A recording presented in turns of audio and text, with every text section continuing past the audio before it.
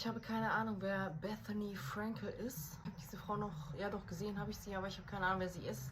Aber was macht sie bitte für leckere Sachen? Ich muss es nachmachen. Es geht nicht anders. Guck mal, ich habe mir extra hier so ein geiles Tomaten-Mozzarella-Salz oder Gewürz geholt. Schon allein diese Verpackung. Guck mal, so. Dann mache ich den körnigen Frischkäse drauf. Ich habe jetzt den von Exquisa genommen. So. Dann kommt der Schinken drauf. So. Oh. So. Und dann dieses Gewürz. Auf jeden Fall mache ich dann noch ein bisschen Salz drauf. Jetzt kommt der Taste Test.